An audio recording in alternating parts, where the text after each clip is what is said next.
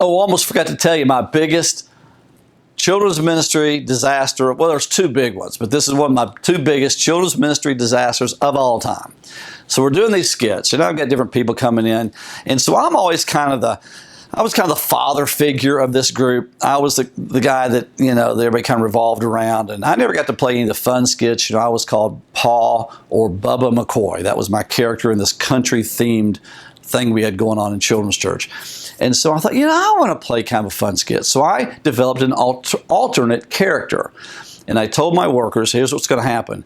I'm going to slip in. I'm going to come in as Big Luke Hatfield. And I had this wild blonde wig, this patch over my eye, these overalls. I mean, I had a get up really that was really attention-getting.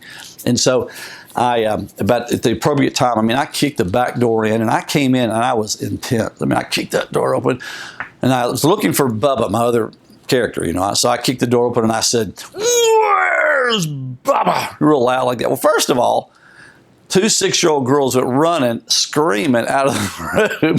My workers had to get them back, bring them back, tell them it was going to be okay. So I guess that's a little too intense. But came in. And of course, nobody knew where Bubba was because that was my other character, wasn't there. And I said, here's what we're going to do. I said, next week, I am coming back, and he had better be here. And you just make sure. And I went over to we had a general store kind of thing, and I took something out of that, looked at it, stuck it in my pocket, and walked out. Now, the plan was that the next week, I was going to do this character again, come in as Big Luke Hatfield, and I thought this would be the greatest skit in the history of children's ministry, because here's the plan. I told my workers I'm going to come back in.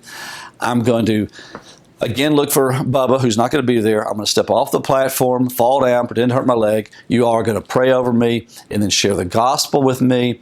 And we're going to illustrate to the kids that God can reach anybody. The gospel, the good news of what Jesus has done for us is so amazing that it could even soften the heart of somebody like Big Luke Hatfield. That's the plan. So now, not realizing how much the kids were into these skits, here's what happened. I came in the back door again, kicked the door open again. Where's Bubba? Came in, at least nobody ran out of the room that time.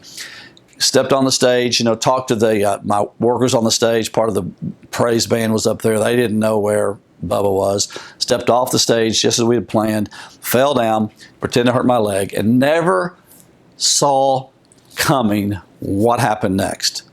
Just like that, about the first 3 rows of kids just pounced on me. They thought, we got him now. And whoa! I was praying to God for my life. The wig went flying this way, the patch went this way, and I could hear my workers in the background peeling these kids off, saying, oh, no, we got to get back in our seats. And they're getting back. And I'm in a daze. I get the wig back down to me, and the patch, and I kind of get up. And they led me in some kind of a prayer of salvation. And I made my way out the back door thinking, that was I created a riot in children's church.